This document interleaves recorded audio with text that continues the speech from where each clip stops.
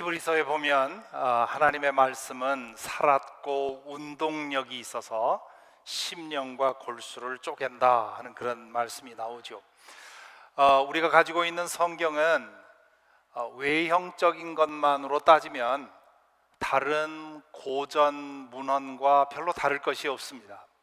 그런데 내용에 있어서, 그 파워에 있어서는 다른 고전과는 비교할 수가 없습니다. 왜냐하면 그 안에 성령의 영감이 담겨 있고 믿음으로 그 말씀을 읽을 때 그 성령의 역사가 살아 움직이기 때문입니다. 그래서 성경 말씀은 그것을 믿음으로 읽는 사람들에게 생명력이 되지요. 살아있는 말씀이 됩니다. 이 말씀이 그동안에 변화시킨 사람들의 그 라이프 스토리는 뭐 한도 끝도 없죠. 우리 성경 말씀, 그 두꺼운 말씀에 담겨 있는 그 많은 말씀들 가운데 기독교 2000년 역사 가운데 가장 파워풀했던 말씀이 뭘까? 가장 많은 사람들의 삶을 변화시킨 말씀이 무엇일까? 아마 가장 먼저 드는 생각이 요한복음 3장 16절일 겁니다.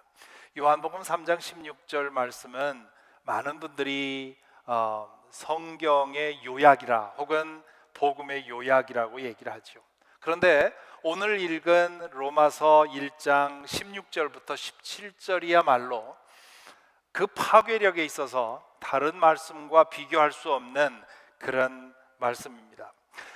이 말씀으로 깨진 사람, 그 삶에 깨진 그런 사람들의 이야기를 나열하자면 한이 없는데요. 대표적인 예가 마르틴 루터, 종교개혁자 마르틴 루터입니다. 그는 로마 카톨릭의 사제요 수도사였죠. 아버지의 소망을 따라서 법학대학에 입학했다가 시작도 하지 않고 그만두고는 신학교로 가서 사제가 됩니다. 사제로서 교회를 통해서 배운 대로 그는 자신의 내적인 그런 의로움, 하나님 앞에 구원받았다고 하는 확신을 얻기 위해서 치열하게 영적 수행을 했습니다. 그런데 아무리 금식하고 고행하고 많은 기도를 해도 하나님 앞에서 내가 죄인이라고 하는, 그리고 그 죄로 인해서 하나님 앞에 내가 구원받을 수 없다고 하는 그런 마음의 짐을 제거할 수가 없었습니다. 그것을 제거하기 위해서 수많은 노력을 했지만 되지를 않았습니다. 그러던 중에 성경을 주석하면서 성경을 읽고 묵상하는 중에 오늘 읽은 로마서 1장 16절 17절 말씀에서 하나님 앞에서 의롭다고 인정받는 것은 금식과 고행 같은 인간적인 노력이 아니라 오직 믿음으로만 되는 것이라는 사실을 깨닫습니다.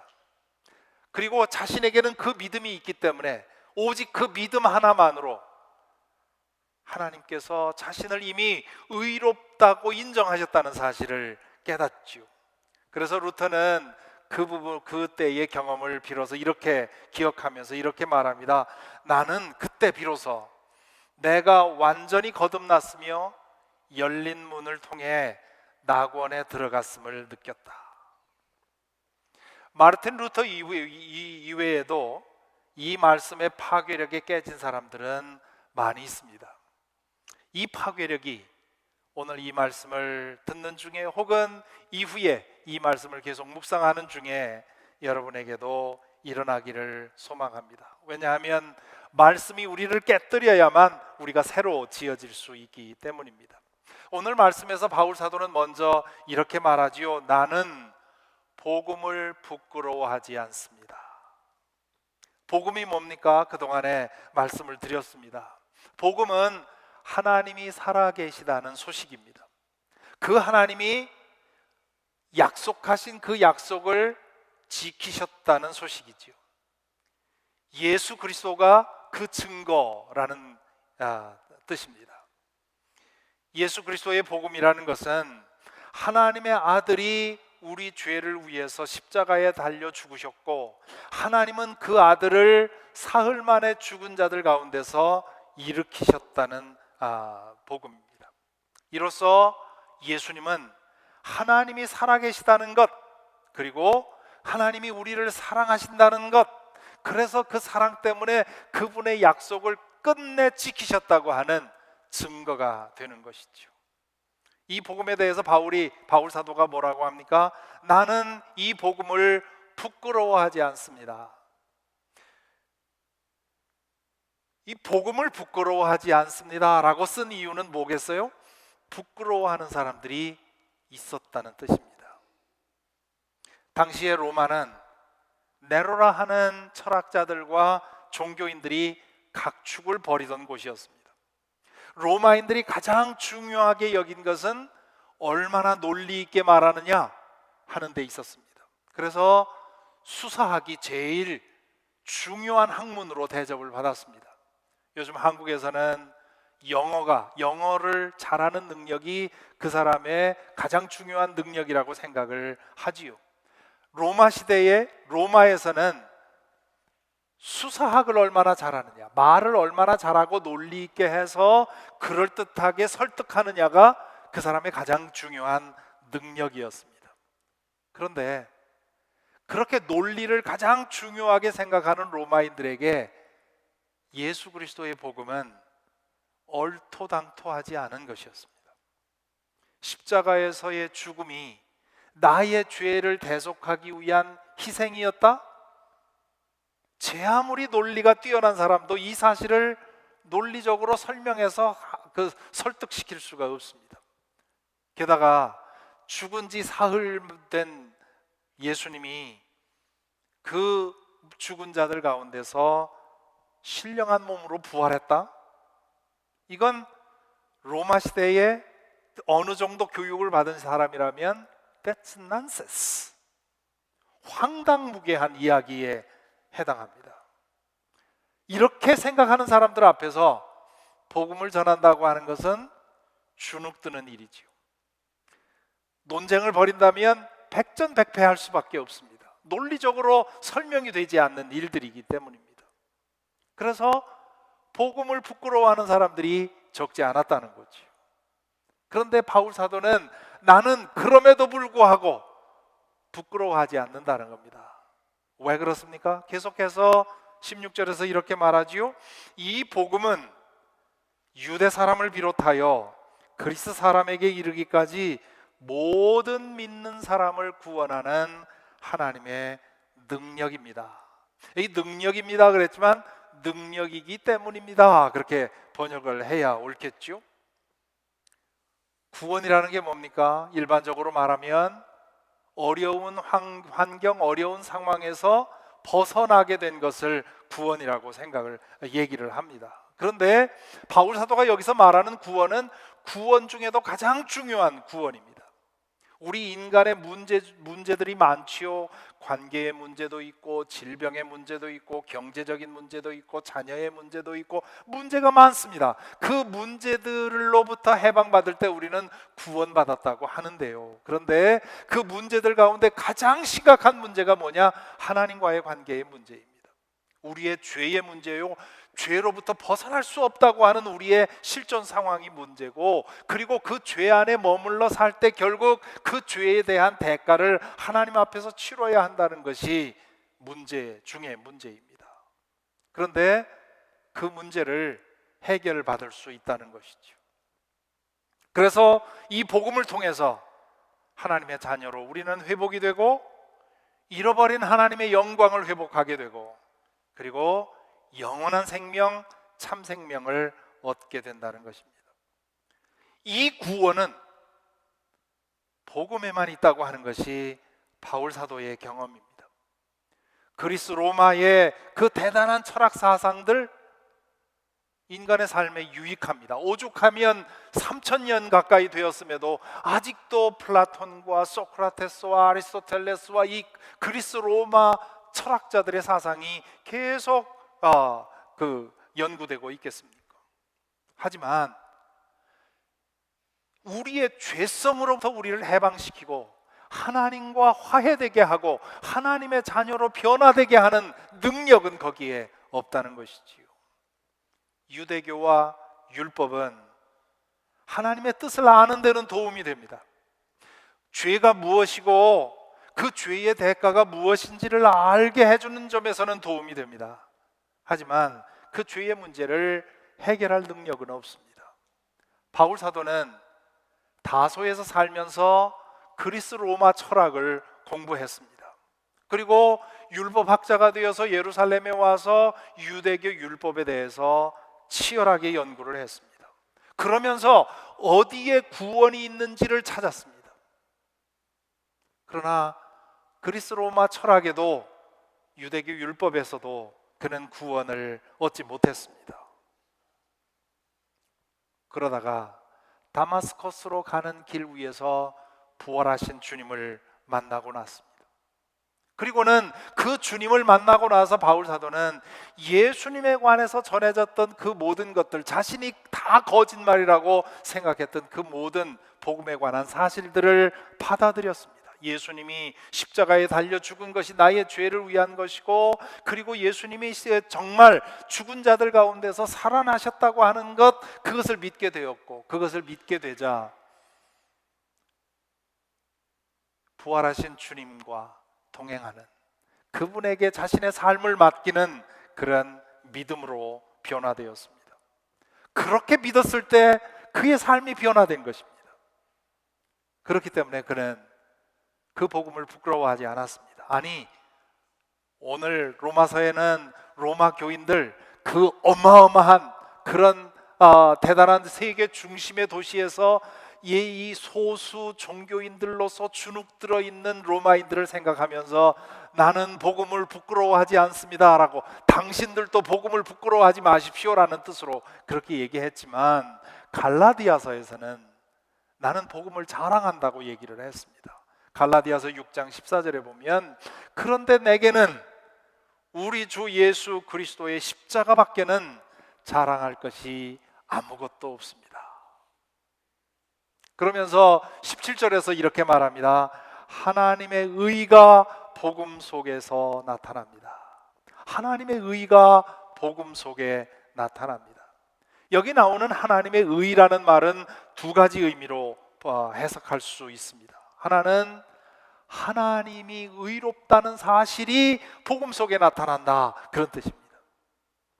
예수 그리스도의 사건은 하나님이 결국 약속을 지키셨다는 뜻입니다.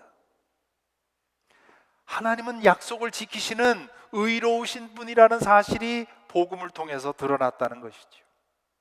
하나님을 믿고 의지하는 것이 헛수고가 아니라는 겁니다. 그분은 당신의 말에 책임지신다는 겁니다. 그러므로 하나님이 의로우신 분이라는 것이 복음 속에서 드러났다는 뜻입니다. 두 번째는 하나님이 의롭게 해주시는 능력이, 그 은혜가 복음 속에서 우리에게 주어진다는 뜻입니다. 복음을 믿고 예수 그리스도를 영접하고 예수 그리스도 안에서 살아가면 하나님께서 우리의 죄를 용서해 주시고, 죄의 속박으로부터 우리를 풀어주시고, 죄인임에도 의롭다고 인정해 주시고, 그리고 우리를 의롭게 변화시켜 주십니다. 그것이 마르틴 루터가 경험했던 것입니다. 그리고 진실한 믿음을 가졌던 많은 사람들이 경험해 오고 있는 것입니다. 하나님의 의로우심과 그분의 의롭게 하시는 능력이 복음 안에, 복음을 믿는 사람들에게 역사하신다는 겁니다. 그러면서 계속해서 17절에 보면 이 일은 오직 믿음에 근거하여 일어납니다, 그렇게 얘기를 합니다. 앞에서 말했듯이 모든 믿는 자에게 구원의 능력이 된다. 그러므로 복음을 믿을 때 하나님의 의로우심과 의롭게 하시는 능력이 믿는 사람들에게 역사한다 하는 뜻입니다. 27절에 믿음에 근거하여 일어납니다 라는 그 말은 원문을 보면 믿음에서 믿음에 이릅니다, 그렇게 되어 있습니다. 학자들은 과연 이 믿음에서 믿음으로, 우리 개역 개정의 성경을 보면 그렇게 직역이 되어 있죠. 믿음에서 믿음에 이르느니라. 이 믿음에서 믿음에 이른다 하는 말이 무슨 뜻일까 하는 것에 대해서 학자들은 지금도 논쟁을 하고 있습니다. 바울 사도가 모호하게 말해놨기 때문에 그 정확하게 바울 사도가 무슨 생각을 하고 그렇게 말했는지 궁금해하는 것이지요. 여기에 대해서 크게 두 가지를 기억할 필요가 있습니다.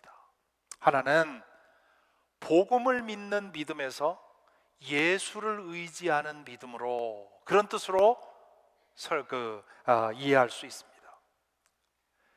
복음을 믿는 믿음은 뭡니까? 예수님에게 일어난 사실들을 받아들이는 것이죠. 예수께서 2000년 전에 육신을 입고 오셨고, 그리고 세례 요한에게 세례를 받고, 그리고 그의 공생애를 시작하셨고, 그리고 그 공생의 마지막에 예루살렘에서 십자가에 달려 죽으셨다고 하는 것, 그리고 사흘 만에 죽은 자들 가운데서 살아나셨다는 것, 그것을 있는 그대로 받아들이는 것이죠. 그것이 사실을 믿는 믿음이고요. 그렇게 믿으면 그 다음 단계가 뭐냐 하면, 예수 그리스도가 정말 하나님의 아들이시고 나의 구원자이심을 믿고 그분을 내 삶으로 받아들여서 주님이라고 부르며 주님과 주님으로서의 그 믿음이 시작이 됩니다. 그래서 믿음으로, 처음에는 예수님에 관한 사실을 믿는 믿음에서 그 그 다음에는 예수님을 인격적으로 의지하는 믿음으로 변화되는 것이죠. 또 하나는 의지적인 믿음으로부터 진실한 믿음으로 그렇게 이해할 수도 있습니다. 믿음은 선택으로 시작이 됩니다. 100% 모든 것이 믿어져서 믿는 사람은 없습니다. 사실은 그러면 그건 믿음이라고 부를 수도 없죠. 안 믿어지는 부분도 많지만, 의심이 되는 부분도 많지만, 그러나 믿을 수 있게 하는 그런 몇 가지 사실 때문에 믿기를 선택하는 것이지요. 그렇게 믿기를 선택하고 믿어보면, 그러면 그 다음에는 참된 믿음이 이게 진짜구나 하는 것을 알게 됩니다. 그래서 믿음은 고정되어 있는 것이 아닙니다. 만약에 여러분의 믿음이 5년 전, 10년 전과 똑같은 믿음이라면 뭔가 잘못된 겁니다. 왜냐하면 믿음은 살아있기 때문에 그 믿음은 변화되게 되어 있어요. 마치 사랑과 같습니다. 한 남자와 한 여자가 만나서 사랑에 빠지면 그것 우리가 사랑이라고 할 수 있죠. 아무리 전혀 테스트되지 않고 그냥 처음 만나서 서로 설레는 감정만 가졌다 해도 우리는 그걸 사랑이라고 할 수 있습니다. 그런데 오래도록 결혼하고 나서 오래도록 사랑의 테스트를 거쳐가면서 사랑에 있어서 성장해 온 사람들은 그 사랑을 보면 아슬아슬하지요. 왜냐하면 that's untested love, unseasoned love. 여러 가지 우여곡절과 도전과 갈등과 이런 것을 거쳐가면서 그것을 극복해가면서 성숙해진 사랑, 그 사랑이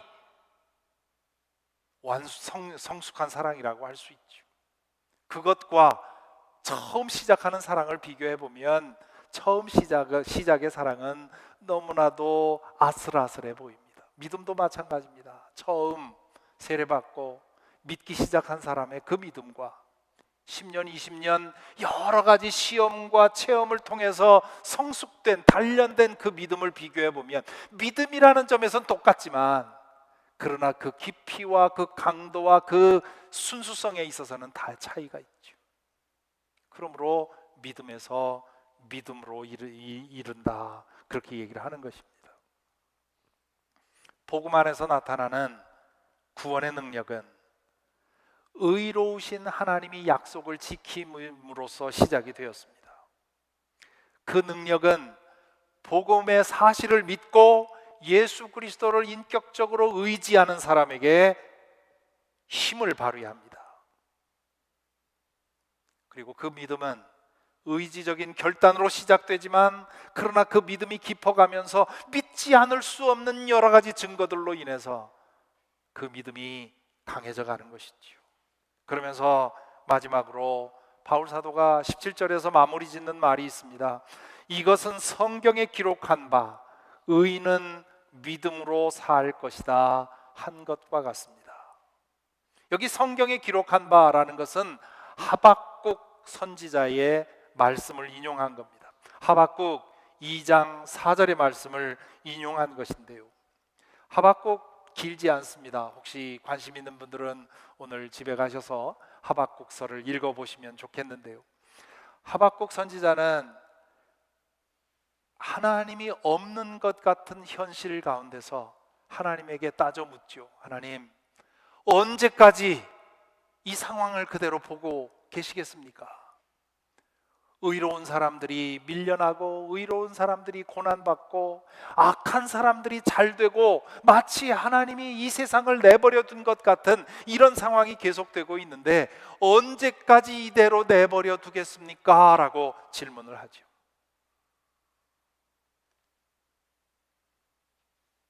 그런 상황에서 하나님이 하박국에게 뭐라고 말합니까? 의인은 믿음으로 살리라, 그렇게 말씀하십니다. 그 무슨 뜻입니까? 여기 의인이라고 하는 말은 하나님의 뜻을 따라 의롭게 살기를 힘쓰는 믿는 사람들을 가리킵니다. 하나님의 뜻을 따라 의롭게 살기를 포기하지 않고 지금은 하나님이 없는 것 같고 하나님이 이 세상을 내버려 둔 것 같지만 온갖 부조리 투성인 것 같고 그렇기 때문에 하나님을 믿는 게 속은 것 같고 아무 의미 없는 것 같지만 그러나 그 사람이 결국 그 믿음을 지킬 때 마지막에 구원을 얻을 것이라, 그런 뜻입니다. 그런 뜻으로 하나님은 하박국 선지자에게 의인은 믿음으로 살리라, 그렇게 말씀하십니다. 바울 사도가 이 말씀을 여기 로마서 1장 17절에서 인용을 하지요. 하나님을 믿고 신실하게 믿음을 지킨 사람들은 영원한 생명을 얻을 것이라, 그렇게 말을 하는 것입니다. 그러므로 다시 한번 이 기독교 역사상 그리고 성경 안에서 가장 파워풀한, 가장 파괴력이 강한 이 말씀 오늘 묵상하면서 여러분에게 다시 한번 여쭙습니다. 여러분은 복음을 믿으십니까? 하나님이 정말 살아계시다는 사실, 그리고 그분은 결코 약속을 어기지 않으신다는 사실, 목숨을 내놓고라도 믿어야 할 분이 하나님이라는 사실, 그 사실을 믿으십니까? 그래서 이 복음을 하나님의 복음이라 그렇게 말합니다. 그 사실이 예수 그리스도를 통해서 입증되었습니다. 하나님이 살아계시며 우리를 사랑하신다는 사실을 알리기 위해서 하나님은 당신의 아들을 우리에게 보내주셨습니다. 예수님은 십자가에 달려 달리셔서 당신의 모든 것을 내어주시면서 하나님이 여러분들을 이만큼 사랑하십니다라고 하는 것을 우리에게 말씀을 해주셨습니다. 그리고 하나님은 예수님을 죽은 자들 가운데서 살리셔서 그분이 당신의 아들이심을 또한 입증해 보이셨습니다. 그래서 이 복음을 예수 그리스도의 복음이라고 합니다. 하나님의 복음이라고 해도 맞고 예수님의 복음이라 해도 맞습니다. 왜냐하면 하나님이 살아계시다는 증거이기 때문이기도 하고 예수님께서 그 하나님이 살아계심을 우리에게 보여주셨기 때문입니다. 또한 이 복음을 십자가와 부활의 복음이라고도 말합니다. 왜냐하면 그 증거가 예수님의 십자가의 죽음과 부활을 통해 입증되었기 때문입니다. 예수 그리스도의 복음 안에서 하나님이 얼마나 의로운 분이신지가 드러났습니다. 그 복음을 믿고 예수 그리스도를 주님으로 영접하면 의로우신 하나님께서 우리를 의롭다고 인정해 주시고 그뿐만 아니라 우리를 의롭게 변화시켜 주십니다. 여러분은 이 복음의 능력을 경험하셨습니까? 예수 그리스도를 주님으로 영접하고 그분의 사랑 안에 머물러 삶으로써 내 모든 죄가 맑게 씻겼다는 그런 경험, 거룩한 의의 옷으로 내가 내 온 존재가 덮여지는 그런 체험, 나를 꼼짝 못하게 하던 그런 죄의 굴레가 나도 모르는 사이에 느슨해지고 허술해지는 그런 경험, 그리고 지금 죽는다 해도 하나님 앞에 설 수 있다고 하는 담력, 지금 하나님의 사랑이 나를 에워싸고 있기 때문에 지금 당장 나에게 어떤 일이 일어나더라도 나의 육신에는 변화가 있겠지만 그러나 나의 존재에는 변화가 없다고 하는 그런 든든한 믿음, 여러분에게 있습니까? 우리 감리교회 창시자인 존 웨슬리 목사님의 회심 이야기에도 이 오늘 우리가 보고 있는 로마서 1장 16절 17절이 연루되어 있습니다. 이 존 웨슬리 목사님은 원래 영국 국교회, 오늘로 치면 성공회의 사제였습니다. 그는 목사의 아들로서 신학을 공부하고 여러 가지 영적 훈련을 행하고 그리고 나중에는 그 조지아에 와서 선교 활동을 할 정도로 그는 열심히 복음을 위해 노력을 했습니다. 그런데도 그의 마음속에 구원받았다고 하는, 하나님이 정말 나를 사랑하고 그 사랑이 내 안에 있다고 하는 그런 믿음이 그에게 없었습니다.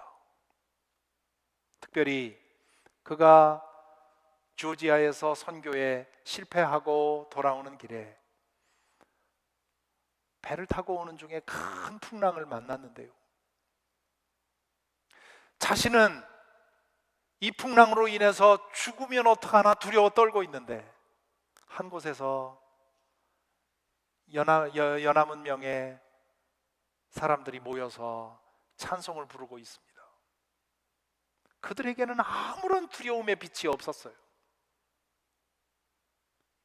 웨슬리가 나는 신학 교수였고 목사고 사제고 그리고 선교사인데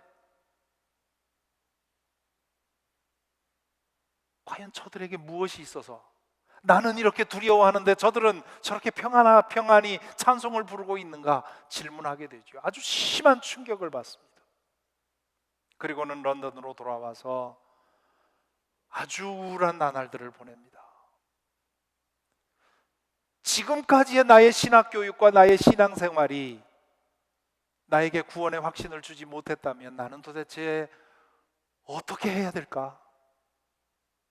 그러면서 피터 벨러라고 하는 모라비안 지도자, 영적 지도자를 만나게 되지요. 그에게 찾아가서 묻습니다. 내가 아무리 내가 이 구원의 확신이 없이 복음을 설교하는 것이 이게 괜찮은 일입니까? 이렇게 해도 되는 겁니까? 마치 내가 거짓말하고 있는 느낌인데 차라리 설교하지 않는 게 좋지 않겠습니까? 그저 그 피터 벨러가 웨슬리에게 한 말이 있습니다. 믿음이 생길 때까지 설교하십시오. 왜냐하면 지금 문제는 당신이 믿지 못하는 것이지 복음이 틀렸다는 뜻이 아니기 때문에 그 복음을 계속 설교하다 보면 당신의 마음에 확신이 들 겁니다. 그렇게 얘기를 하지요. 그러던 어느 날 1738년 5월 24일 8시 좀 저녁 8시 좀 넘어서 영국 런던의 뒷골목에 있는 얼더스게이트 스트리트라고 하는 거리를 누굴 만나러 가는 길에 지나게 됩니다. 갑자기 폭우가 쏟아집니다. 그 비를 피하기 위해서 도무지 그 길을 뚫고 갈 수가 없어서 피하기 위해서 옆에 그 길거리에 있는 어느 처마 밑으로 몸을 피하지요. 거기서 서서 비가 그치기를 기다리고 있는데 등 뒤에 있는 그 집안에서 찬송 소리가 들립니다. 문을 빠끔히 열고 들여다보니까 7, 8명이 모여서 호롱불 밑에서 예배를 드리고 있는 거예요. 여기서 그냥 망연히 기다리느니 저기 들어가서 앉아서 기도나 해야 되겠다 하고 들어가 앉습니다. 그런데 이 모임에 설교할 사람이 오기로 돼 있었는데 폭우가 쏟아지니까 그 사람도 안 온 거예요. 그러니까 사회 보는 사람이 할 수 없어서 그 강단에 있던 책 하나를 꺼내는데 그 책이 루터가 쓴 로마서 주석이었습니다. 그 로마서 주석을 펴서 서문을 호롱불 밑에서 사회자가 떠듬떠듬 설교 대신 읽고 있었어요. 존 웨슬리가 그 책을 알고 있었습니다. 여러 번 읽었습니다. 그런데 그때 떠듬떠듬 읽는 그 말을 듣고 있는데 하나님 앞에서 의롭다함을 얻는 것은 오직 믿음으로만 되는 것이라고 하는 그 대목을 읽는데 존 웨슬리의 마음이 이상하게 뜨거워집니다.